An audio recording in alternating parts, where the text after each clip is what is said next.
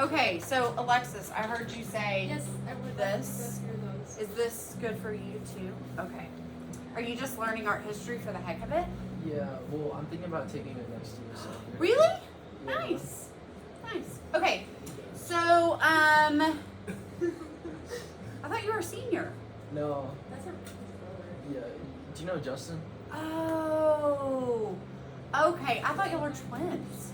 No. Does everybody think that you're twins? Most people think we're the same person. Yeah. People think we're the same. Yeah, because they like That see is him so- and me, but they don't see us at the same time. Funny. So Not like you're the same. No, because I thought Jake. yeah. Yeah. No. I just thought you were twins, but I knew that there were two of you. Okay. I'm not that. Yeah. Ooh, that's special. You're like, great. I actually have an individual personality. Okay, so thinking about the content area 1, I think we can just kind of breeze through real quick, right? Because it's not going. Oh, that's not it. It's prehistory, right? So you know that the questions you have for prehistory is going to be multiple choice only. Trying to get to where prehistory actually starts in here. I don't even know if we're going to cover much of it. But if you're thinking about major themes, those are them. Man in the natural world, pretty much it, right? Ritual would be the other one, but we just really don't know beyond that. If you were asked about multiple choice here, remember that some of the things they told y'all, or they told us when we're talking about prehistory, is that idea that we understand life to have begun in Africa, right? So that going back to prehistory, the earliest art ever found is in Africa. And it's rock art, like Apollo 11 stones. And it might ask you about, like, possible interpretations of work. Like, it could ask you, like, how might, Stonehenge have been used? But it would give it as, like, things that are possible, but still guesses, right? It's not going to ask you an exact thing.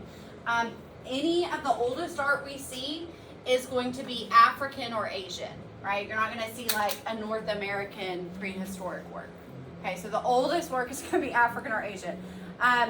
Again, very, very like organic materials, natural materials, things like bone, clay, rock, things that have to do with, we assume, different rituals or funerary purposes.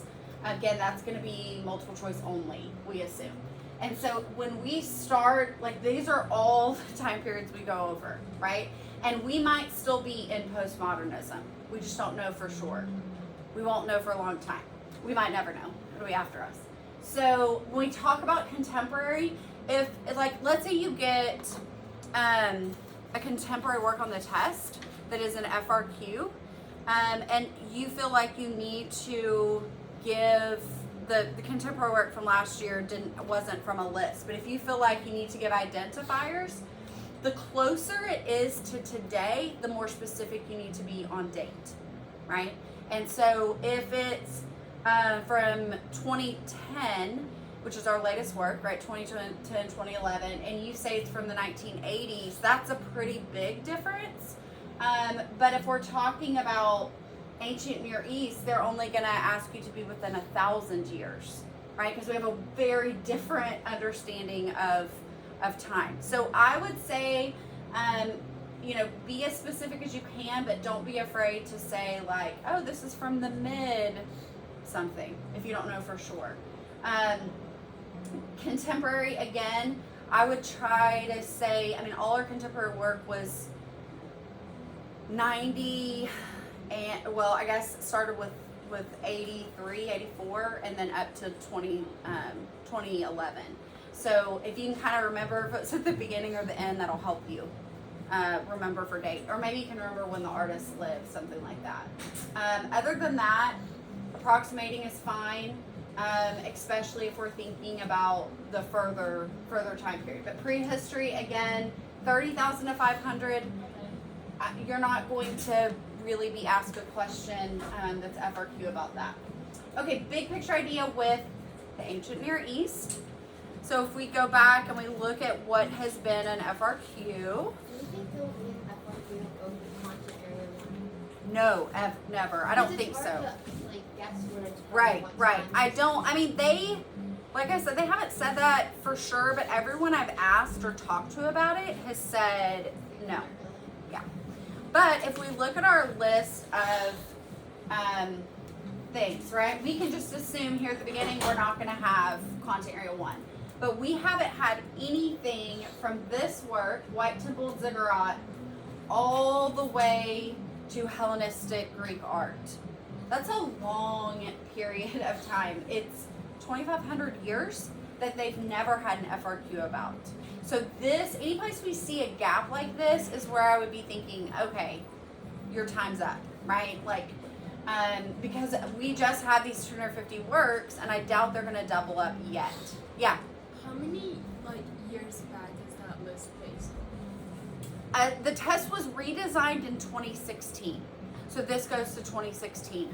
Even though when I put those 2016 FRQs in here, there's been a lot of change. These older FRQs, I wouldn't trust them as much formatting wise as the newer ones. It's kind of like they've taken the last few years to like work out a better way of making it equitable, because what they want to do is they want your WAP test and your APUSH test and your AP Lang test to have a similar vibe, you know, like they want, because remember AP is like a game, and once you figure out the rules of the game, then it kind of helps you go, okay, here's how I earn points.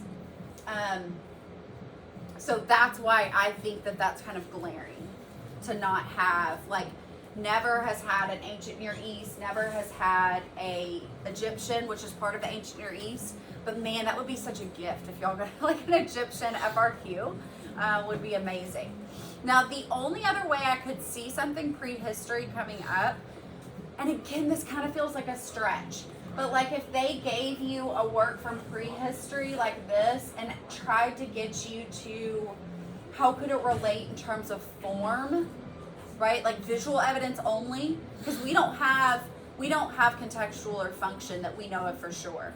But they could say, okay, how did this prehistoric piece of ceramic kind of lead us to our understanding of, today's ceramic art, something like that. But again, that would be a stretch for them to do. So I wouldn't bank on it, but they could, pair old and new with a continuity and change or something like that question. So for content area 2, so this is going to be where you have that acronym that some historian somewhere came up with of Sandban. So Sumer all the way through Persia. And this is going to be mostly war and violence, power and authority, deity worship, which would and sacred spaces, which would also include ritual, right? So what is this one? Do you remember this?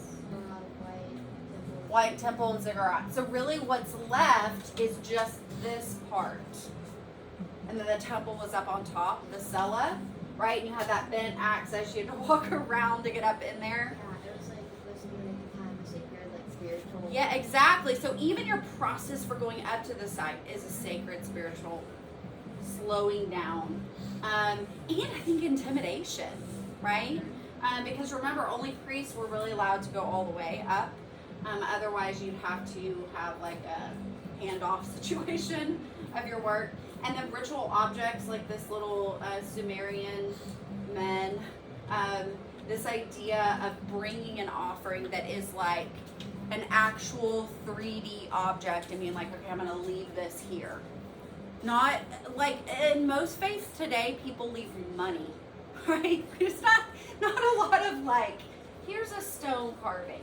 I think it happens some, but it's just not quite as common because of capitalism and our society and how those things work. But this idea of bringing an object here. And so any of this early ritual stuff, if you got a question about that, I would fall back on, okay, there must be a god involved somehow. has to be polytheistic, right? Because we don't have our monotheistic religions until Jewish culture.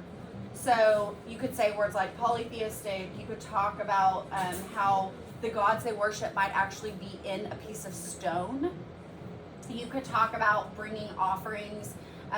They could bring offerings, of course, that are objects, but they could also bring offerings like the ancient Jews did of like burned meat and liquid like wine offerings or olive oil, anything expensive that you want to like show honor with. You could talk about the fact that there's no separation of church and state, right? In these old cultures, it is where the king is a god king, and the leader, the leaders of the church, right? The priests are kind of under that same umbrella. Another big difference is we're talking about monotheism. We're talking about the Jewish culture, Christian culture, and Muslim culture. They do not believe that God is small enough to like fit in a place like that, right? This idea of God or Allah being omnipotent everywhere at one time versus their understanding was like the main purpose of a temple like this is that the God can be flying around the sky, look down, be like, I'm going to zoom in there for a little bit, and then magically, invisibly leave. And so it's a very different approach to where most people wouldn't say that a church or a mosque is a home for God. But this is a home for God. Like when the God stops by, they can see it and then go. So the God we associate, we think with this culture is Anu, A-N-U, Anu. He's a sky god. And then, do what? The code, yeah, and what else was I gonna say? Anytime you see one of these old structures, and if you know it's not Christian, or Muslim, you can call this a cella, right? Remember the cella is that innermost spot where they keep all the treasures that have been brought to the gods, like a treasury. Cella, it's where we get our word cellar. Cella, C-E-L-L-A. And then I picked the Hammurabi's code because it really represents more of your idea of power and authority and order, right? So the way that all these cultures are like fighting with each other all the time, right? Their whole society is built on war and violence. And that's why they lived in big, walled cities, and that's why they had big militaries. And so if we see something like the Hammurabi's code, we go back and we're like, okay, this is trying to bring order to this chaos of a society, right? It's trying to give some sort of stability there. It also was really kind of like propaganda on the top part to remind you of who's in charge, right? Like, don't question our God or our king. This is Hammurabi because Shamash in this case, but the God who's seated here has given him authority, right? He's handing him the ring and the scepter, and he's like, you are in control of the people. And so if you break a law and you see this, you remember, oh shoot, like I'm not only am I in trouble legally, I'm also in trouble with God, which seems like a bad plan. And so it had all the different laws kind of listed out. And remember that the laws were discriminatory. They weren't equal for everyone. So if you hurt a woman, your punishment was a lot less than hurting a man. A slave had different punishment than a businessman or a slave owner. And so they weren't equal, but they provided structure anyway. And some of the laws that are on Hammurabi's code show up in the Old Testament, right? So the Old Testament, remember when we're thinking about all these cultures, a lot of them have shared ideas, right? Like eye for an eye, that comes from here. And that's Babylon. So Sumer, Babylon. These fellows, Lamassu, yeah. So these walled cities that had like, protective barriers to keep different levels of society safe, and especially the king, keep him really safe, and the priest, had these guardian figures. And so these guys were really there for intimidation. Like if you aren't supposed to be here and you walk up to them, you would feel like, oh, I'm so small, they're gonna kill me, or I'm not supposed to be here. You might feel intimidated. It's just like we see with the Sphinx in Egypt. It's kind of this intimidation guardian figure. We saw with the Chinese that they used guardian figures. The Japanese had those guardian warrior looking guys. So anything to intimidate. Now, I mean, we're used to weird scale in our culture, right? So if we walked up to a themed restaurant and they had these giant guardian lions outside, we wouldn't be like, I'm scared, because it's all kind of an illusion to us now. But at this point in time, this was like, people have never seen anything like this, right? So intimidating. So this is the Assyrian, and so it would be 20, let me tell you correctly.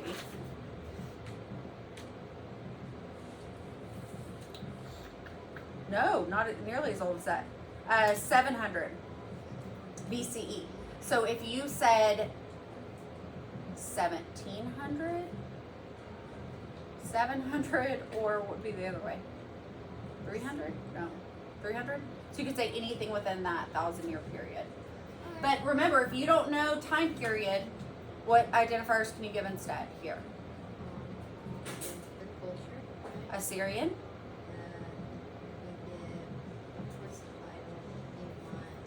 Unless they gave you the title. Material, you could give the median. These are alabaster. If you didn't know alabaster, I would say stone, carved stone, right? Be as specific as you possibly can.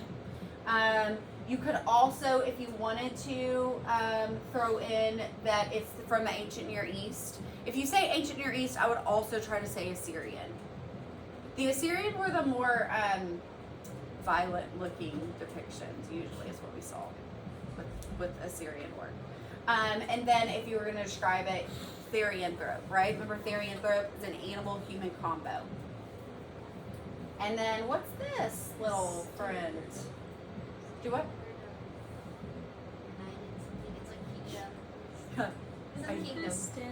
The standard of Ur, but it was kind of showing these different sides of different sides of duality, right, of an idea. And so this piece, this little guy, the votive figures, and this are all Sumer. And so it was showing what we think is war on one side, a peace on the other side. But remember, it's not a narrative. None of these are narratives, really, right? They're more about power and authority, war and violence, because one side has the war, one side has the peace or banquet scene of some sort. And then, so not only can the content depict war and violence, but just in fact of who owns it, how expensive it was to make, those things can show war and violence as well. Y'all feel like y'all know all these pieces? Abigail, do you feel like you know these pieces? Good. Okay. Egypt. Again, Egypt is like, of course, it's part of the ancient Near East, but it's also its own, like, they even give it its own chapter in Barons, because it is, it still has power and authority, still has polytheism, war and violence, but it's more funerary focused. It's more focused on permanence. So if you guys were going to write about an Egyptian work, you better throw that word permanence in. Permanence. It's meant to last forever and ever and always. And the way they tried to make it last was sealing it up in a tomb, or building it out of something that wasn't easily toppled or wasn't easily destroyed. What is that first piece? The pre-dynasty. The Palette of Narmer. So the Palette of Narmer was found in a temple site. What about this little orange man? Seated scribe, pyramids. I know what book that's from, the Book of the Dead. Book of the Dead. I don't know what it's called, actually. Hugh Nefer. It sounds like Hugh Hefner. Do you think I would get the point if I said the Book of the Dead? The book, I would, if you said the Egyptian Book of the Dead, yeah, I would yes, say that. because we only had one. But if you said the Christian Bible, we have 3. Yeah. But since we only have one, I think you'd be fine for saying that. Even though it's on papyrus, it was meant for permanence because we are not supposed to see it, right? It was supposed to be sealed up with Mr. Hugh Nefer, and we never saw it. Well, supposedly. And then sacred space. This is the temple of Amun-Ra. So Culture gives you all like this weird overview. The one with the random man in it, I think to show you the size of the columns. And then the floor plan. Sacred space. This is where Ben happened. Ben? The beginning, the creation of the world. Remember, Ben was shaped like this. So all the first dry land that appeared according to the Egyptian creation story kind of like poked out of the Nile, and then all the area around it kind of. So created. Yeah. This is where Ben was. And the other fabulous thing about the Temple of Amun-Ra is when the Nile would flood, it would surround this area of Karnak and recreate Ben.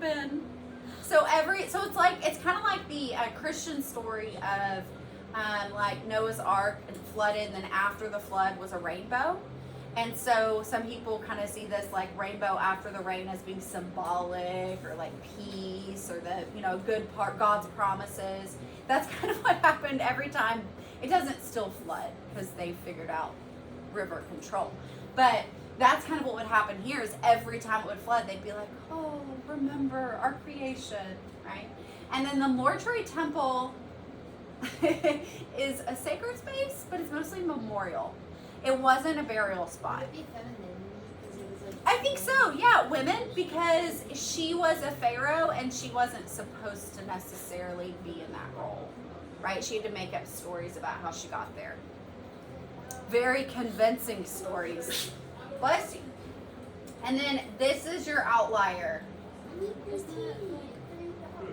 Yeah, because the Amarna period was just so different, and they didn't not believe in, but they didn't they rejected a lot of the stiffness.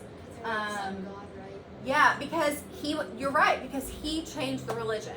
He took them from a polytheistic culture to a monotheistic culture. He said, oh, okay, forget all those other gods, which I'm sure everyone was like, what? And he said, we only have one God now. And oh, by the way, I'm his only priest.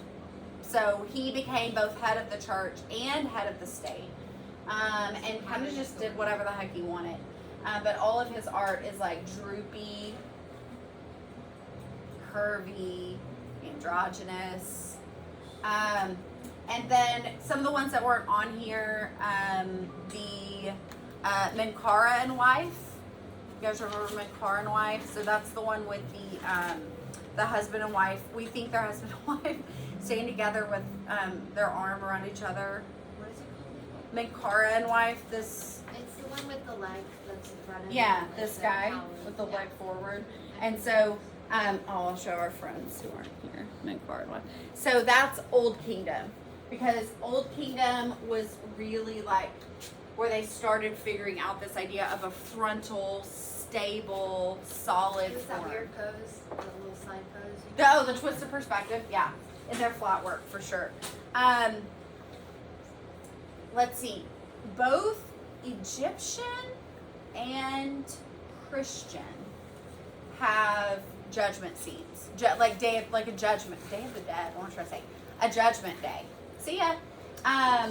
And so we'll see like images of people, maybe they're going to go to hell, maybe they're going to go to heaven. It's like this question. We don't really see that in any of the other cultures we study, where there's an actual scene like this. So if y'all got this work, you would definitely, they'd probably be asking about this as a narrative. So it'd be like judgment and. Yeah, so Hugh Nefer is this guy in the white, and he is, and him here. And so we're seeing him in that register. We're seeing him going and finding out if his heart is good or evil. If his heart's evil, then it's going to be heavier than a feather, and he's going to be destroyed and cease to exist. If he's good, then he gets to go in front of Osiris and have everlasting life. And remember up here, what's going on in this top register little banner thing is he has to say all the sins he didn't commit. Like he has to name all of them he didn't. It's like, what do they call it? It's like the anti-confessional. So you have to be like, I did not kill anyone. I did not lie. I did whatever. And so it's almost like you're campaigning for yourself. Like, please let me into the afterlife. It's like a little begging area. A little, yes, a little begging area. Let me in. And then all the hieroglyphics explain who it is. This would be owned. Hugh Nefer was obviously really, really wealthy to be able to afford something like this. I always remember the date of this one was 1275 because it sounds like a cost, and it was really expensive. So I'm like, oh, it was 1275 BCE. Otherwise, it would be Gothic. That wouldn't make any sense if we were in the other 1200s. And then if it said the word pre-dynastic, I don't know if they would use that or not, but that just means before the unification, right? And we know that Narmer unified, we think, Upper and Lower Egypt, right? So that's two different sides. Yeah, those are the main things I would think about. Then we left Egypt behind, and I was going to read y'all what it said, what Barron says main ideas for Egypt are real quick. They say Egyptian art expresses permanence, rebirth, eternity. Egyptian figures follow a formula or canon to show different status. Egyptians developed the use of the clear story window. Those are the ones that allowed light to come in here, right? So elevating the ceiling so you can have light coming in. The god king, Pharaoh, right? The god king is expressed in monumental stone structures, so large structures. And then it says mostly continuity within the cultures, funerary practices. We do have written records of the Egyptians, so we know what they were doing and what they're about. Somebody we don't have written records for is the Etruscan. So the information we have about the Etruscans comes from whatever info the Romans wrote down when they started surrounding and assimilating their culture. So funerary, death in the afterlife. What do y'all remember about convivial? What does that mean? Oh, wasn't that like they're like Lively.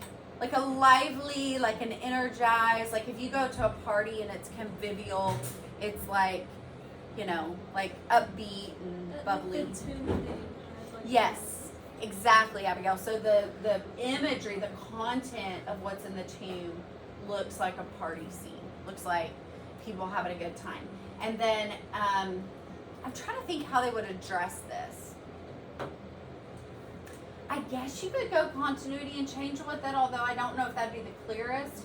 But thinking about how eventually these funeral games that we see at the Tomb of the Triclinium become the gladiatorial games of the Colosseum. It's kind of this evolution of an idea of a bloody game. Let's have a bloody game.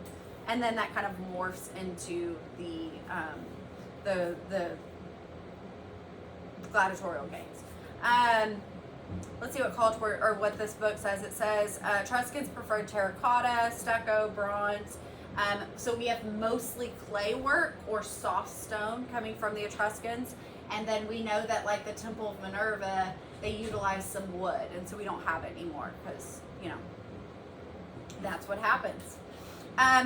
Converging cultures, because most Etruscan works also have elements that are Greek, and so they look kind of archaic Greek when we think about style. And then we know that Greeks were inspired by the Menkaura, right? The Egyptian figures. And so there's so much going on here, and this is happening because of trade. The terracotta work we see come out of the Etruscans is brightly painted, usually really broad, rounded shoulders, narrow waist, the kind of these curvilinear muscle structures.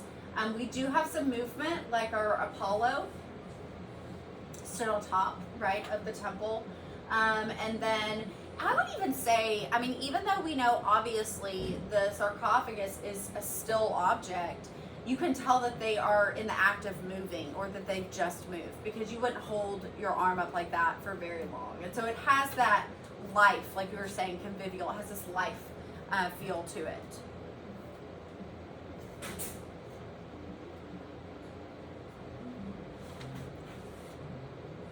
Oh my gosh, my child. Lane's texting me, hey, I have an idea. How about we babysit this kitten for the weekend? No. Not right now.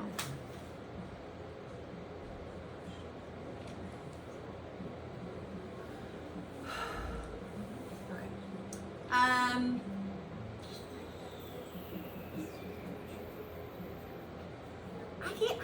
I cannot believe, like, none of this has been on the exam ever.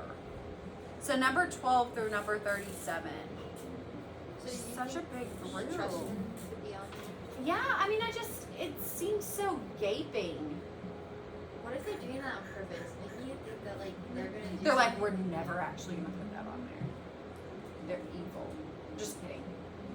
No. Yeah, I don't know. I think it's, probability. And the Temple of Minerva, something else I was gonna mention. Remember, the figures on the top are telling a story. They're a narrative. Just like a stained glass in a Catholic church is telling a story. Was these for permanence or no? I bet they thought it was. But in reality, when you're building with clay on a wooden roof, They're I building mean, with clay. yeah, this is all clay. Both of these are clay. So I could do for like forms and stuff. Like Yeah. that. Be like, So oh, I it's just, clay. yeah, I mean, I don't, yeah. Now, their tombs, I think they would say those were permanent.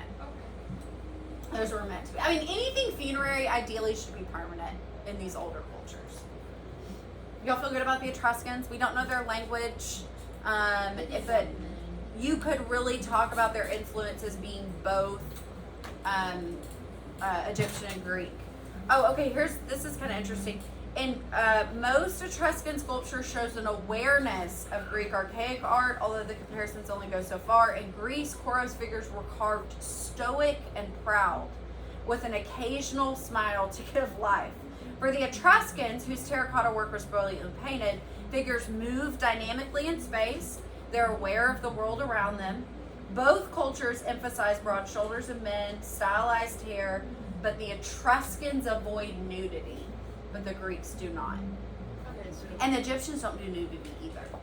isn't there a question over like comparisons? Yeah, so your question that asked you about comparisons, so number one will for sure. Yeah. Like the ones that compare two pieces, do they include pictures of both of them? Or No. Do they give you one and then you They give you one. So, for example, last year, the comparison question was about the Forbidden City. And so they gave pictures of the Forbidden City. They said the images shown are a plan and overview of the Forbidden City, which served as the center of political power in China, starting in the 15th century. Select and completely identify another work of architecture. This was architecture. That won't always be. That served as a center of political power. You may select a work from the list below or any other relevant work. Could you say like the Acropolis? Do what? Could you say like the Acropolis? Political power, it was still mostly religious, the Acropolis. But don't worry, they give you three choices. So they give you Versailles, the Palace of Versailles, which I think most people picked because we know so much more about the French culture and people are more familiar with like the King Louis and how controlling they were and all of that. The next one was the Temple of Angkor Wat, which was harder because it's also very religious and people don't know as much about Cambodia as they do France, right? And then the last one was Templo Mayor, where that was the one where you had Snaky Skirt was the mom and she got pregnant because the feathers fell in her lap with the Koyoshauki stone. So they give you a picture, they give you two pictures actually of the Forbidden City, but then you would have to remember Something else. what Versailles looked like, Templo Mayor looked like, and Temple of Angkor Wat. That's why I think most people probably want the Versailles, just because it's like, oh, well, a European palace is probably easier for the average person to describe. And so it said, describe visual characteristics of the plan or layout of both the Forbidden City and your work. And those are two different task points. So even if you couldn't think of what the layout of Versailles looked like, right? You had a brain moment, you're like, I can't remember what Versailles is laid out like. First of all, you're just going to make it up. You're like, how would a French king's palace be laid out? Huge. Yeah, you're going to be like large scale, probably symmetrical, lots of gold, right? And then they give you the picture of the Forbidden City one. So you should be able to describe the layout of the picture you have in front of you, right? Symmetrical, divided by different sections, those kinds of things.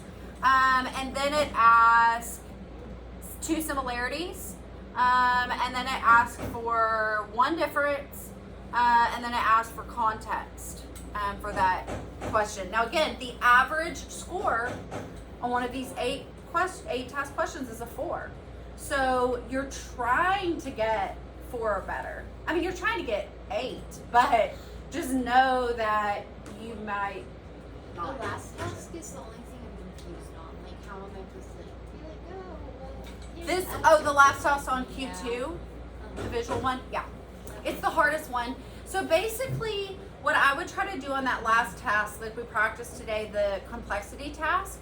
The complexity task is asking you to consider one of two things. Either it's saying, okay, you need to consider another point of view, right? Like maybe this isn't about, I mean, this would be crazy because it is funerary, but maybe this isn't just about funerary. Maybe it's really also about the unification of the people as they're painting it and they're reflecting on the games, or thinking about being brought together, right? So consider a different point of view, or dig deeper with analysis and go, okay, well, I know that this becomes the gladiatorial games, and I know that the games here lasted 2 weeks, and I know, and so you dig in deeper. So it's that complexity points asking you to like go deep or consider it from a different angle. It is a hard, I mean, it's hard to do, especially when you don't have a freaking rubric in front of you and you don't have the picture in front of you and those kinds of things. When we answer the different points, do you think that we should start that sentence by addressing that we're switching to something else? Like if You you, talking about for argumentation? Yeah. Or just for anything, but if you state if it's talking about the differences or something, would you Right. state it? I would, and you only have to write okay, let's say that you were going to say, you would not earn credit for the identifier here if all you said was the tomb. But if you said the Etruscan tomb or the tomb of Triclinium, that would get you a title point, right? So if you wrote the tomb of Triclinium once, and then you want to say a difference at this site, you could just call it the tomb. As long as you're not comparing a tomb and a tomb, does that make sense? So you don't have to write the whole title each time. Could I say when I go into the last task, could I go however, this could all be. Yes, yeah, have a little transition word. Yeah. Also could I consider format something a lot like of my that. stuff in English nowadays, so it's Yeah, no, that's a great transition. And the other thing that helps is just writing in order. Because then they go, oh, check, check, check. Yeah, I'm gonna write them on the side, the margins. You can, if you're going to number it, you don't have to at all. If you want to number it, I would suggest numbering it in the margin so it's off. I don't have a good piece of paper, but so the word claim here is written outside of the text. Yeah. Just that way they want it to feel and read like an essay is what they want. And if people get in the habit of going 1 dot, 2 dot, it looks like a short answer assignment or something. So want it to have that flow of an essay. Now, even though the essays we practiced today, many of them were 5 or 6 sentences long and that was it, it's going to take, like I said, it's going to take y'all longer to get to the point probably, because you don't have maybe the work right in front of you, or you don't have, it's taking you a minute to think about something. So Yeah, it's fine if you write longer. It's not like they're not gonna take off because you've got some nonsense in there or, you know, whatever. They're going to be just looking, did they hit that point? So basically, if we did this one for comparisons or trusted, we could go back to Greece and be like, well. Oh, for sure. I mean, that would be a gift if they gave you like Apollo and Menkara, or Apollo, Menkara, and Poros, Anasavos Poros. I mean, oh, you'd be like, let me tell you about bodies. I can do this, right? The Etruscans are also people that we kind of credit with coming up with the that style of fresco, which of course then the Romans are all about. Greece, archaic is first, early classical, high classical, Hellenistic. Hellenistic and late classical are kind of the same thing. The Greeks are more concerned with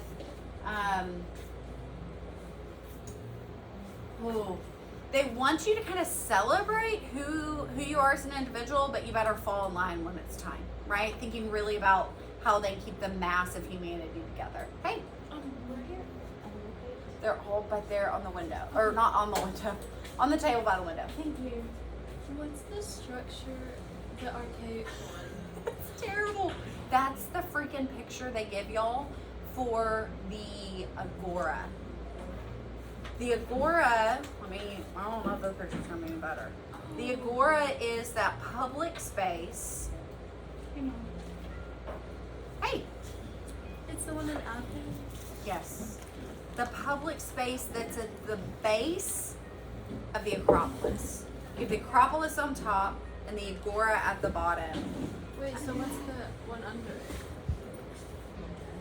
That's the Acropolis. Okay. Yes, that's the Acropolis. It's just, yeah. That's the picture College Board gives us. It's not good. At least this one, right? We have 6 pictures of stuff from the Acropolis. This is the Agora. So what that tells me then would be that the Agora is probably going to be a question about how the layout of how the space is used. How is the space used? So what runs through the center of the Agora is the Sacred Way. And the Sacred Way is how you get up to the Acropolis. So this is the picture that they have just that That's so gray sad. So, righty like, thing. If it ever came us a rugby, the only thing they could do is Oh, about check that picture. I mean, the structure. So it's it would be hard.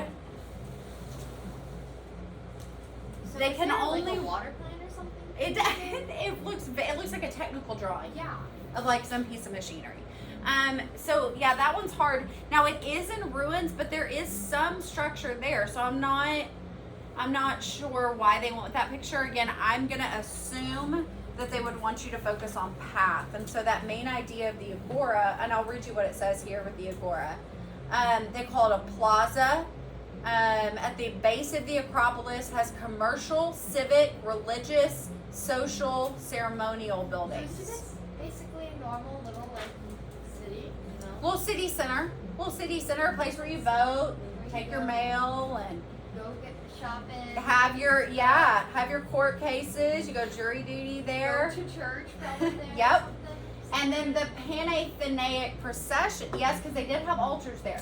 So the Panathenaic procession, the Sacred Way, all Athenaic Athens. So the all of Athens procession is the thickest gray line going through there. And so that is the path up to the Acropolis. That's the main, like the widest path up to the Acropolis. And so that's the one that they would have the ceremony of the Ergostines, where they would, the women would carry the giant peplos up to pin it on the sculpture of Athena The city of at the Athens, Acropolis. right? So this Athens, y'all remember how they paid for this? A guy has all the people's money and was like, "Oh, I'm just gonna go use it and make this." Don't worry about it. city Don't worry about what I'm more doing with the about it." money. Don't worry about it. Yeah, that was Pericles. Pericles was like, you know what? I'm just gonna hold on to y'all's money. And wasn't that what's this thing called again? I had a part for it. What's the Acropolis, the Parthenon. a Parthenon? Uh-huh. Basically, didn't it explode? The roof? Yes, yes, because it starts off as the treasury, cell is in the middle, then it's a Christian church or an Orthodox church, it was a Catholic church, it was a mosque, Did I say it had multiple different uses for? multiple uses, but if you need to earn those points, I will list some of them. I will. Yeah, And I for think sure. it was- For sure.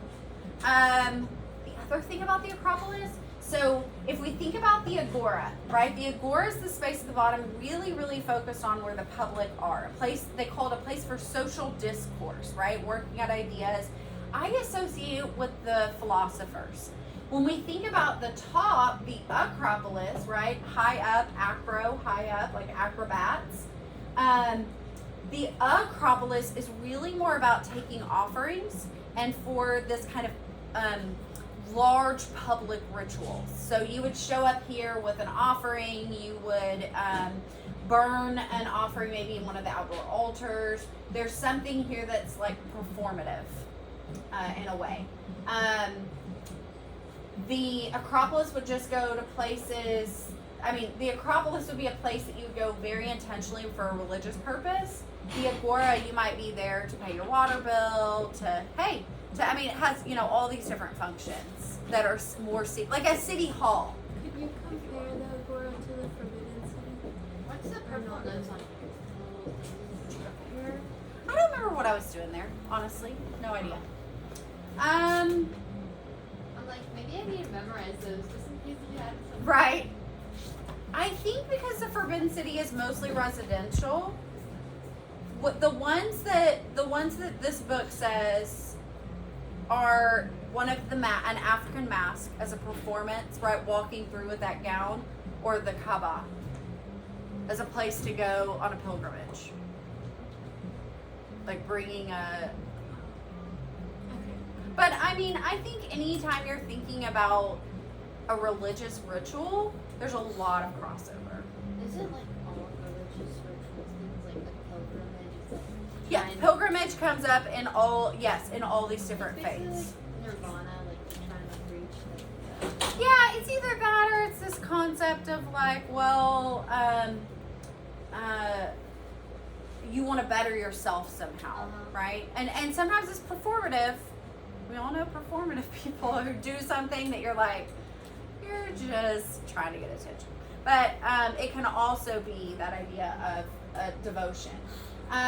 The Acropolis has barely any or no right angles. Remember, it's built so that the columns kind of lean and bulge and have this different edges so that it looks more dynamic to accommodate for the errors in our vision that don't hold it, that don't kind of show it straight.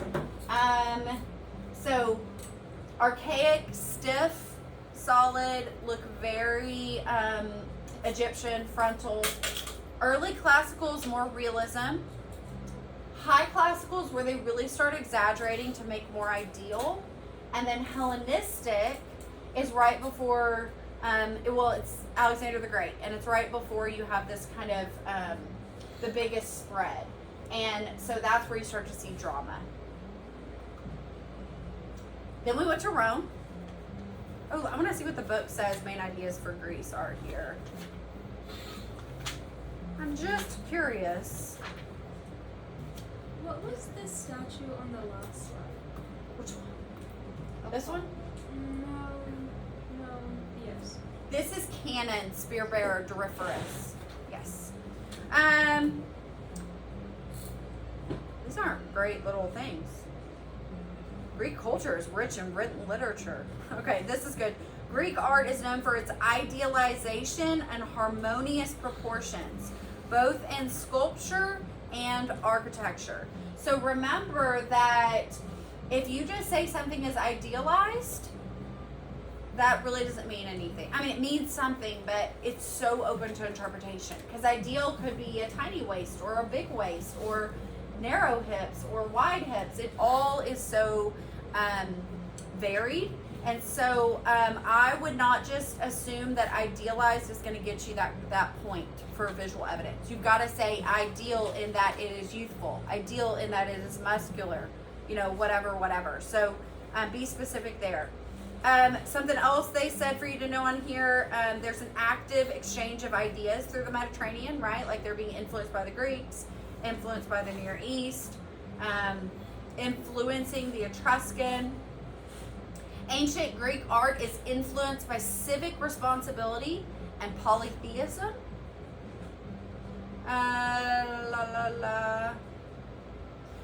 Oh, and then looking forward, this would be great continuity and change, right? If you got like David, the neoclassical Oath of the Horatii, and then it asked you to reflect back on kind of the ideal civic responsibility of the classical era versus the neoclassical era, you would kill it. You'd be like, this is the best thing I've ever written, probably, is what you'd think. And so that idea of every person is supposed to feel like they need to be a good citizen, right? And that influence goes forward as well as side to side. Contrapposto, don't remember contrapposto, it's that weight shift. We see it here, where look at how his pelvis is straight across versus his pelvis being at an angle. Contrapposto. Okay, Rome. Innovation. Rome invented concrete. It allowed them to work circularly. Rome starts off with verism, where they are thinking about even an obsession with making someone almost a caricature of themselves to play off of individual features. And that's republic. And then imperials when they have an emperor. Imperial, emperor. That's what it said here. Wait, where's like the Oath of Horatii? Which culture was that again? Neoclassical. France. Oh, France, yeah. I knew remember that because Yeah, that would be a great piece. Again, let's see what if they have anything near it, because I'm curious what they've had on the test before.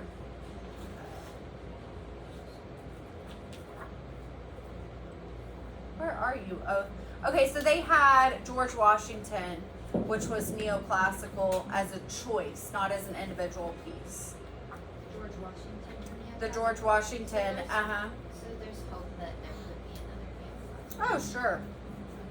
Yeah, absolutely. They could do one over the reclining nudes. Oh, those so would be many so choices. Okay, so Roman art.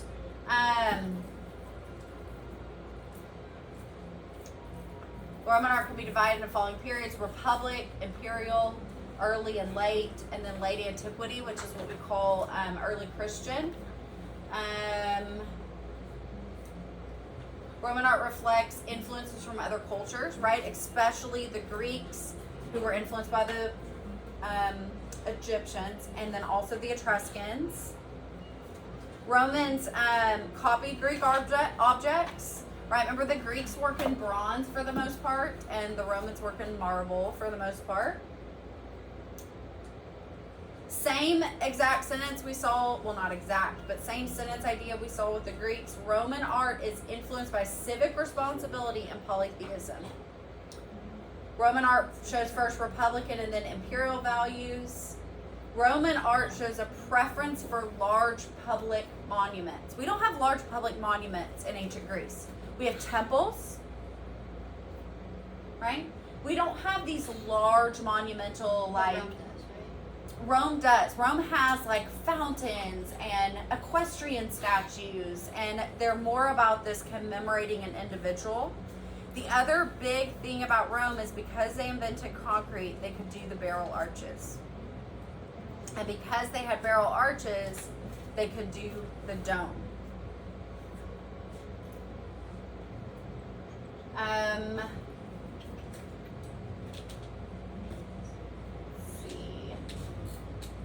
what else y'all need here. Do these seem familiar? Do you have questions about these guys?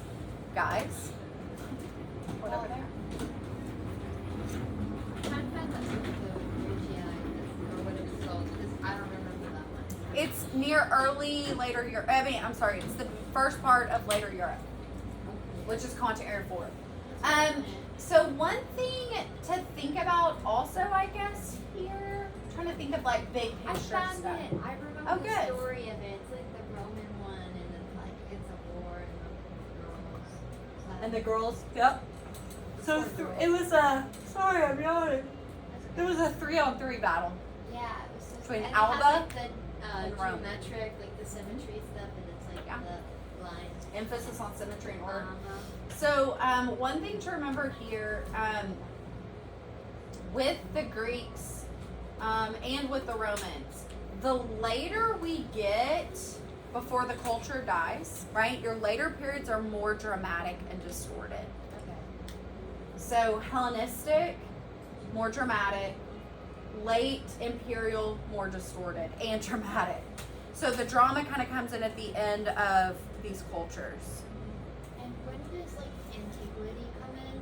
Like basically like around the continent. Antiquity comes in with the Christians. Okay. So They like kind of by- switch to that phrasing being a little different. So, of course, remember the Romans killed Jesus in 32, 33, 34 CE, right? In one of those. And so when that happens, you have all these Jews who've been following Jesus who decide to make this religion based on this individual, this person. And so when that happens, you start to have this building momentum. So the earliest Christians, right, 50 CE, 100 CE, are very, very scared of the Romans because the Romans are the ones that killed Jesus. The Romans are the absolute power. Slowly, I think Constantine, so 313, the Edict of Milan, I think Constantine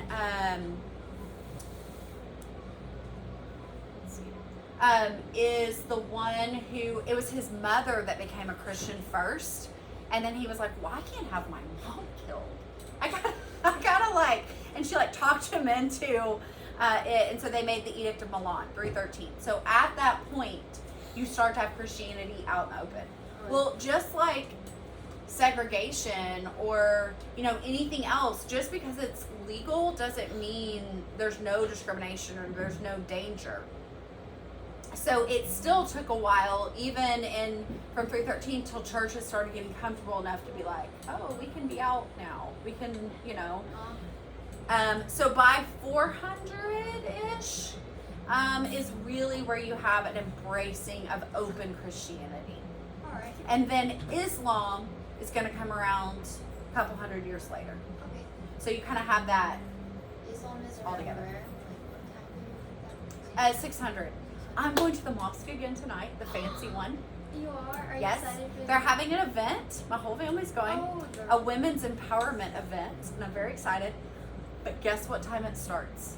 10 p.m. Are Because you it's after going? Ramadan. Yes, I'm going. Or because it's after the breaking of the fast, and so I'm like, okay, gonna have some more coffee because I'm gonna be sleepy. I need a shot of espresso. What time do you get out of there? I have no idea. Midnight? Because when we had the dinner there, the dinner went till 10:30. From 8 to 10:30. So who knows how long I'll be there? But I'm Fun. gonna love every minute. I'm gonna cover my body and I'm gonna wear the right socks and drink the chai, and I'm excited, very excited. So yeah. I don't know where I was going with that. Just wanted to throw it in. I'm going back to the mosque. So earliest work from Continent Area 3 is the catacombs. We start off funerary and Christian, so they're still hidden, right? Earliest church we saw, and I'm going to make you guys slides that'll just cover churches and a little like Christianity 101, Islam 101, the Santa Sabina. Yeah. Story about our experience in the catacombs. Oh, yeah, we went to the catacombs. I don't remember what the experience was. You got us lost. Oh, yeah. So there is some electricity down there, but it's not very much. You were there. I was And it was kind of like if you weren't keeping right up with the group in front of you, You would get lost. you don't know which tunnel they went down. I mean, it's just tunnel after tunnel after tunnel. They said there was a monk or a priest or something who got stuck down there for like 8 days one time. I mean, because they just go for miles under the city. And it's kind of terrifying, and there's all different ones. She got stuck looking at this little painting on one, and then It was a fresco. it was really cool. It was cool. We weren't supposed to take pictures in there, but I definitely took pictures in there. So yeah, I mean, it had some really cool, but again, I think all of them were emptied out, the one we were So at. this is like their bunker little thingy. No, They no. had one that was open. Do what? They had a couple that were still too. They were still enclosed. But the majority of them, the bones and everything's been removed because people were stealing them for relics. What? Yeah, to make relics to like have at your church so people will come to church there. If they can see a kneecap, you know. And so, not really their bunker. That's like kind of a misconception. In reality, it was their cemetery. Okay, there's. Their cemetery. Because they segregated and burial. And then like they painted. They painted, and the paintings are awkward. They're early Bible stories, like early versions of Bible stories. Nothing Is this the New heavy or Testament offensive. Old Testament Bible stories. But actually, both. More Old Testament. Alright. Because But those this is were. Christian, right? That would- Yes, and because the Old Testament stories, I say they aren't as offensive. They're dramatic, but Yeah. you know, it wasn't. Jesus was problematic because again, they're kind of easing back into it's 200 to 400, so they're still easing into A Christianity theme being would allowed. be funerary, right? Funerary, Yeah. commemorative, narrative, because they do tell stories from the Bible. Even though who's going to see them? You're going to see them for like an hour, like at the burial, and then move on. But it's there. It's there. And then Santa Sabina, probably the biggest thing to remember about these churches is that they're based on the basilica shape, right? Remember, a basilica is a rectangle. We move into the Byzantine. Byzantine is awkward. We had flat figures that were squatty bodies, and then we had long stretched And out their halos, figures. they're so weird. Flat halos. And it's like blue and gold. Yes, a lot of those jewel tones like purples, emerald, gold, navy, Ruby red. kind of gold and silver too. We had them utilizing spoila, right? Spoila is recycled material, and we saw that first with the Romans. But remember, at this point, they forget how to make concrete, so everything's going to go back to stone building. What church is that? That is San Vitale. And then San Vitale, they give you 5 pictures from. Yeah. Is that the basilica rectangle? This is not oh no, this is the basilica rectangle. This one is called central plan. Looks like a bullseye kind of. and what are the names of the other 3 pictures? Like the Catacombs? one next to it. This one? Yeah. Okay. This one has the really, really long title, but never fear, It has the you weird- can call it the short title, right? So I think got some good little short Bible stories in here I can use. Okay. It's Um, the Genesis story, right? So, yes, so we can just call it, and you can use this for an identifier, Vienna Genesis. It's also the only Genesis we see that's just Genesis. So I think if you wanted to, you could call it the Genesis Folio, the Genesis Codex, right? The Byzantine Genesis. They're gonna be like, oh, they know what they're talking about, right? Because we only have the 3 Bibles. Genesis is the first book of the Bible, right? So this is the beginning of the story. And then if you want to get more specific, really, if we summarize these, it's about God provides for his people. God provides for the Israelites, not Christians. This is Jewish and even, well, I mean, it's all 3. It's Christian, Jewish, and Islam. Because this is a tie in here. I mean, even in It's written in silver. Yeah, so even in Islam, Jesus is a prophet, right? And so there's a lot of overlap all the way up. And so you have these three religions, all the monotheistic religions starting in the right spot, the same spot, not the right spot. What?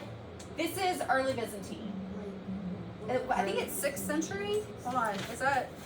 I don't have this page pulled up. Who was the artist that had like all of the like blue colors and the yellow halos? The artist, Yeah. It Um, was like how to Giotto. identify- Giotto. He is our proto-Renaissance 1300. Because when you're 13, things are changing. Puberty. So yes, this is early 6th century.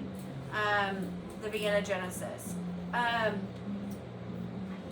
The text is silver. It's got awkward bodies happening and things like that. The Hagia Sophia starts off Christian, becomes I love Muslim, that then thing. Christian, then So Muslim, then museum, and now Muslim. What would that be for question? What would that be probably? The Hagia Sophia, a continuing change, I think, for sure. So I'd be like, well, it went back and forth. It was like a Yes, but also, it is the dome, and the dome invented by the Romans. dome was invented by the Romans. Right. And where's Hagia Sophia? Hagia Sophia was built by the Romans, remember? Okay. Because the Romans expanded all the way to it's Turkey. in Constantinople. When it was it Byzantine when it was there? Yes. Okay. And then we started looking at mosque and talking about, so Hagia Sophia, Great Mosque of Cordoba. Remember, we have, I think, 3 great mosques. So you're going to have, 3 that are called great mosques, not What just if I mosque just of. call them Great Mosques? Would I They, get no, anything? so you would have to say Great Mosque of But they give you Spain. the title, right? Usually. for all the- Yeah, usually they give you the title. You're Okay. correct. Yes, usually the title, and then you would say So I just have to, Stone and Tile, or Spain, or Cordoba, or Byzantine, or Umayyad. Those would be different. What am I trying to say? style stuff. Identifiers. Yes. This is another one of our Bibles. The Lindensfarn. The Lindensfarn is the Gospels. The Gospels, the first 4 books of the New Testament. Is this the one with the person that gave it to their son because he was No, no, that's the next one. What is this one for? This one is for. It was Rich owned people? by. No, this one's owned by a monastery, and the monastery basically kept it closed all the time because it had this really beautiful cover on the front altar of the church, and it basically was like, it's kind of like when people want to reference the Constitution, they're just going to talk about it. They're not actually going to like open up the document very often. That's kind of like how this Bible functioned. If you want to talk about the Bible, you talk about it, but it's too fragile and precious. And what is this called? Lindensfarne Gospels. If you said the Iberno-Saxon Gospels or the Celtic Gospels, they might give it to you. Can I just call it like the Linden for like gospel? Yeah. Okay. What Like percentage of the exam is content area? Because I don't know this one. You're like, it's pretty big. Oh, perfect. Content Area 3 is your second biggest content area. But keep in mind, Content Area 3 starts with medieval and goes all the way to through Rococo. So maybe just like So this you know a section. lot of it. What you don't know is medieval. Because medieval is the hardest and the lowest scoring content area every year. Yeah, it is. Medieval, once we got out of the Byzantine, we saw Romanesque, right? This is the 1000s. Gothic, height and light, pointy, okay, pointy, but, pointy. like, how would I know if it's Romanesque? Like, is it like the little arch thing? Romanesque has the barrel arch and it's a church. Gothic has the pointed arch and it's a church. Or Christian text. And then like distorted is the later Gothic The stuff? later's The distorted. most- Now, Bayeux Tapestry is a little bit different, but it was on last year's exam, so I doubt it's going to be on there for you. Again, remember how we saw way back at the White Temple in Ziggurat, we saw that little votive figure? Uh-huh. This kind of thing is going to hold a relic, but really What is It- a it- thing that holds? a reliquary. Okay. Reliquary. But these things sit in churches to remind you of things, right? and you're expected to bring offerings when you show up. Don't show up with empty pockets. What's the reliquary? Where is that placed in? That In the one? altar. Which altar is that one? This is at St. Flaw. This is all the same church right here. Yeah. So it looks like St. Foy. Does it have a specific structure or something like that? Do I have to remember? This one doesn't have a floor plan. Okay. I don't guess. I thought it did, but I think I would have heard if it did. Well, you have the book. Okay. Look and see. And then Yeah. that one's like the chartreuse. And Chartres. that's And that one was There's only four Mary. pictures. Okay. That's This was dedicated to Mary. This church was built for Mary. I want to go there, man. This, My- me too. This church was built for Faith, the little girl who was a martyr for her faith. And then is that one that limited? This is the one you were talking about, Alexis. This is the moralized Bible. You could just call it moralized Bible because we only have the one, It's a good day. which was the French Bible that was given to King Louis on his coronation day. Would it be like somewhat similar to like Byzantine like stuff? Because it's gold. The and has style? blue Yes, and has it is. weird- Yes, it's based on the Byzantine gold background for sure, and kind of that Orawakui. Like there's a lot visually going on. It's a decorative surface. Horror, and it looks like Vakui or something, but it's the fear of empty space. Okay. And then Late Gothic. This is in Germany. Is where we start getting distorted. And again, let me check my notes. Late Gothic. What do we got here? That one's the rock and something. Yes, Rotten Pietà. It has been a choice on an exam, but they haven't had just a question about it. This is who you were talking about, Giotto. Yes, see, you know. So Giotto, you said blue, and you said something else that seems so perfect. It was like the halo. Blue and flat halos. Yes, that's exactly how I would think about Giotto, right? Blue background with the gold flat halos. And then this was built for a private family chapel, the Scrivani family. And this has never been an FRQ, and it would be such a good one for you to talk about, like either this idea of being able to make up for sin, like atoning for sin. Yeah, wasn't he like a banker? Yeah, he was a banker. It would be a great piece to talk about like pre-Sistine Chapel frescoes, because he's really like Giotto's really reviving the idea of a fresco. And it would also be a good piece to talk about human figure, because his figures had much more form and volume than the earlier figures, which were like flat out, right? Like these are still really, really flat. Yeah. For the piece on the bottom, if the only thing I remember from that name is the angels, the one with like the I would, if you don't remember Madonna and Child, I would just say Mary, Jesus, and two angels. It's the same. They're the I same would just people. go off. I would take the points off, but I don't like that man who drew it, right? Wasn't that Yeah, the one that Lippy. weird? Yeah, Lippy he was a is problem. Yeah, Lippy's a little problem. He's a problem. And something unusual, all of these, or none of these are oil paint, right? Because they don't have oil yet in Italy. And so even though you might see this and be like, you want to say oil on canvas, I know you do, it's tempera on wood, which is a weird thing, but that's And then That's the what other it is. one is like the Marcelli something. la la la. On the bottom. Oh yes, the Palazzo Rucellai. It is a domestic space. It's a home. And then Is that the home? this one, and it was built. It's in Florence. It was built to kind of compete with the Medici's home.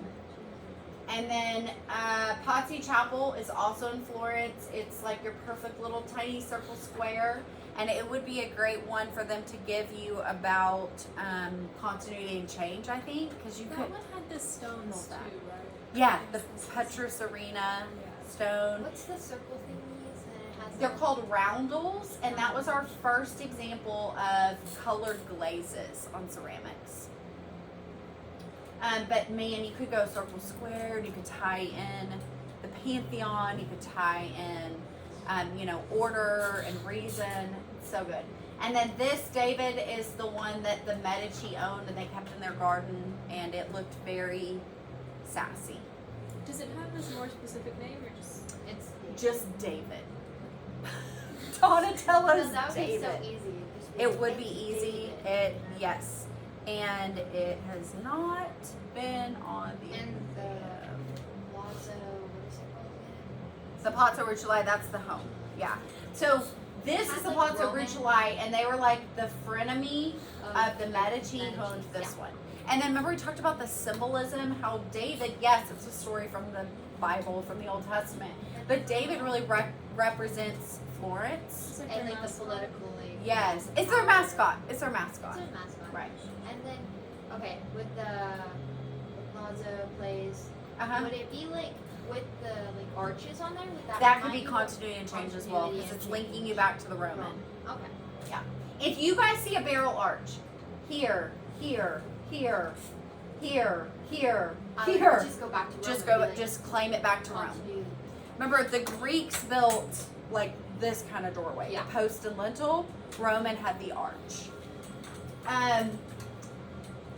Man, poor Rome. They still haven't found out about oil paint. No one's told them. Or when they do find out, they don't know how to paint with it. They're like, do I apply it to the wall? Is this right? No, it's not right. It's sad for you. So they're still mostly using tempera and fresco. Buon just means the good kind of fresco, like bueno. Buon means good, like good fresco, friends. This is where you start to have realistic perspective and a really progressive time within the Catholic Church, right? Because you have people who are homosexual and openly accepted. You have people who value ancient literature just as much as they do the Bible, and they're openly accepted. And so it's a very progressive time. It's that idea of Christian humanism. What style would this be? This era. What was that? Oh, top left, Northern Wren. Northern. Northern Wren. Not on here. She's looking at, yeah. Okay. We're going to see that. There it is. Northern Wren. So it would fit in this. It was the Arnolfini portrait. And then so would this one be Northern Wren? No. It's just they're putting it directly in chronological Okay. order. So this is the Arnolfini portrait. Abigail, that one. The red and green. Cool picture thingy. And So- then like the first one to talk about the art, the artist itself, right? Would it be like because it has? Oh, like, because he the- signed. Yeah. Yeah, so artist is genius starts during the Renaissance, right? The Renaissance is this rebirth, this rejuvenation.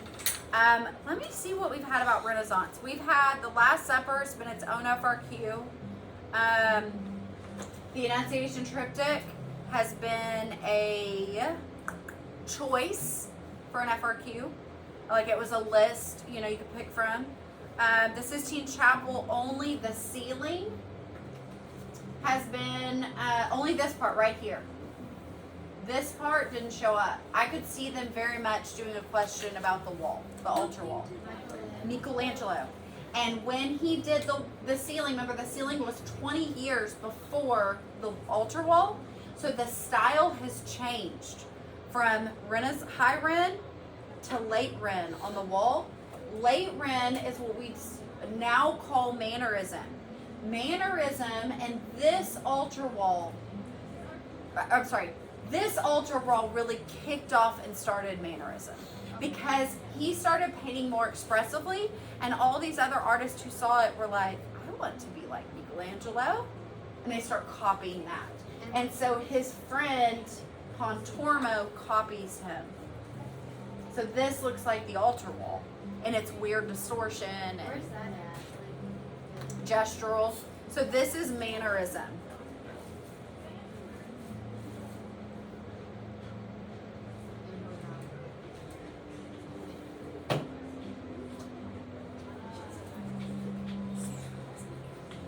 So Mannerism is still in Rome. I mean, other parts of Italy, but still in Italy. And then it kind of moves around. Titian, have we had Titian on here? I have to keep looking because I keep forgetting. Birth of Venus has not been on. We saw that.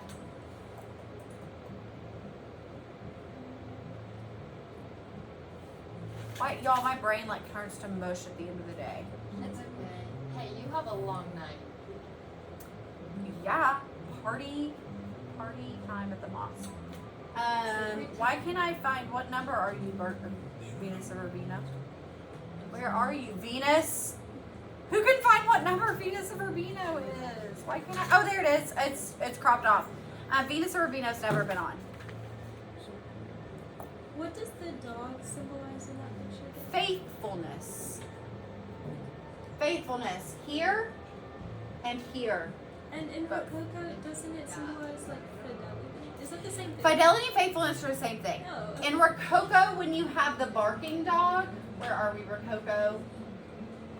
Did I miss you? Oh, there you are. You have the tiny little barking dog down there. Good luck. That tiny little barking dog, because it's barking, it's like alerting, a fair. That was my dog sound. A fair. Same thing happens with tut-a-tut. Baroque is. You have the dog upset because it's an affair. Yes, so Baroque, so once we come out of the Renaissance, remember late Renaissance is mannerism. So you go 1400s, 1500s, okay? Mannerism's gonna be the 1500s, and then Baroque 16, right? When you're 16, you're Baroque. Baroque 16.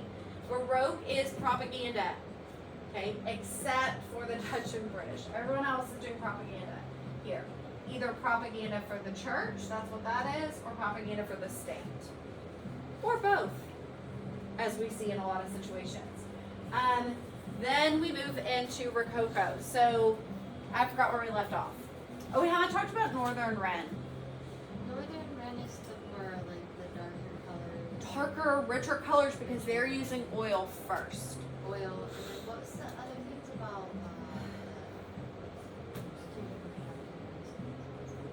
So the Northern Wren is focused on Protestant.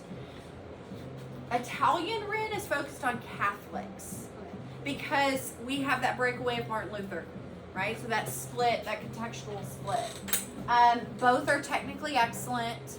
Martin Luther is the one that like went to the little church and like Nailed on the 95 Yeah. reasons He's of like, why this he is was why- leaving. and why. It's they always should best if you're follow gonna his- leave, you tell them 95 reasons and why. and why they should follow his what is it? Oh, sure. Religious thing. he's Protestant, doing? his Protestant faith, yeah. Yeah. So, because you have people leaving the church, the Catholic Church, No. capital C, you have to have a huge spending campaign. Bring the people back So to you church. get that little like You pour your money in and you start with the drama. people come to church with this. Ovals and dramatic ceilings and dramatic use of light and angels having orgasms and round nave spaces, Wait, when right? was the orgasm? What was The ecstasy of St. Teresa. that? Okay, that's. So you have to have these things that are I could talk about that as continuity church. Probably be like, oh, they're wanting people to come there. to cut. Yeah, I mean, you could Wait. definitely do continuity and change, but there's so much more change here, I think. Because even just looking at this building, I mean, we've seen tons of facades that are flat. The fact that this one curves is just wild. The fact that instead of just circle square, we're now seeing an emphasis on the oval is definitely a big change. So, LJSU, which is Jesus Church, right, has never been on the exam. What is that high school again? LJSU, Jesus Church. Did I just say it's a Jesus church and like? You could say the Baroque Jesus Church in Rome. That would be fine. Okay, and it's. All of these are in Rome. Yep. And then the other Baroques, mostly 1600s, moves into the 1700s. Drama, movement, diagonals, technically excellent. We stay technically excellent for a long time. And then we get to like the 20th century. And they're like, what if we just smear it right on the campus, right? So still technically excellent. Who's the one that's like stuck in Baroque for a while? The French. The French. French get stuck, the Dutch get stuck in Baroque. Okay, and then like who moves on to what era? Like, what is that? So after the Baroque is the Rococo. Rococo. Yeah, so Rococo is like this. Okay. Well, actually, we have a few different things come up. Rococo, and then you also have the Enlightenment. The Enlightenment is where people are like, hey, let's stop being all about drama and feelings, and let's go back to being about, like, facts. Okay, weird question. That's something I was going to bring up. What's the difference between expressionism and impressionism? Like X and impression. So, impression, remember, started as kind of a derogatory thing. Impressionism is what they called the work that didn't quite look like what it was supposed to be, okay. right? It's hazy, it's splotchy, it doesn't have the solidity, the solid forms we'd expect of a train and glass and iron. It's abstracted and flat, it doesn't have the form and sensuality we expect of a female body. And then Expressionism is also distortion, but this is visual distortion, right? Expressionism is going to be mostly color and mostly what am I trying to say, like proportional distortion. Like these people have giant heads, right? This body doesn't make sense. It's too long. And so both are distorted, but this is visual. This is emotional. Emotional vision. Okay. And then what's post? Most So I post, wasn't there yes. when you had your lecture about No, that. post just means after. Okay. Just means after. So it's not a celebration And then of. What's neo? Neo means we loved it, let's do it again. Okay, so it's like, oh, I'm just gonna bring this back. So post-impressionism, really, really broad, opened up. Neo means I want to be classical again. I want to be, we do have a neo-expressionism-ish. That's what we have kind of with Basquiat horn players, right? And so we have kind of that. I don't remember where we are now, guys. Honestly, where are we? We were talking about Right Baroque. there. Baroque. Okay. And then we have this little jut out of hello, we're in the new world now. What should we What's the lip do? supposed to mean on there? Let's assimilate. What? What's the lip on there? Oh, the lip? Oh yeah, we'll get to her in a minute. That's kind of the same time period. So when Spain arrives in Mexico, the biggest thing they start, well, what we today call Mexico, okay? Wasn't called Mexico then. The biggest thing they start doing is they start commissioning work that's Catholic and that is propaganda to sway the opinions of people, like, you know, trying to win people over. They also forced assimilation, and they, you know, gave them smallpox, and they didn't drink their chi-chi maize beer, and they did all these things that didn't make everybody get along very well. This is what's happening in Europe at the time. So this kind of offshoot that is Elizabeth Louise Vigée-Lebrun, she is proud of herself because she makes her own money. She's a formally academically trained artist who is a woman, and she's the head painter for Marie Antoinette. She's showing her teeth, which is something Not that all. was more common among the poor than the rich, because the richer you are, the more sugary food you're eating, the worse your teeth are. And they didn't want to show their teeth because they had bad teeth. And the poorer people were eating fresh vegetables and soups, and so they had better teeth. Better So hygiene. they were more That's likely to actually show why. their mouth. That's actually why. So she's kind of trying to she's pissing off the rich people who she's kind of part of Who is Marie? because they're kind of jealous of her, right? But then she's also relatable to the poorer people because she's discriminated against as one of the very few women in the academy. Marie Antoinette's the queen. Okay. So she's painting Marie Antoinette on the canvas Wow. there. And so she's like, look at me and my teeth. And So what do all the rich people who go to the salon do when they see her and her open mouth? They call her a whore. Oh wow. Because they're like, this is inappropriate. Poor women can do it, but it became classist for them as well as sexist. What a time to be alive. How dare you open your mouth? So were they allowed to, like, they didn't open their mouth even like in person? In public. In Like, public. you know, talking to people? I mean, you would have to. You would have to open it. You have a caning with somebody else. But remember, they did have some fake teeth. Like George Washington had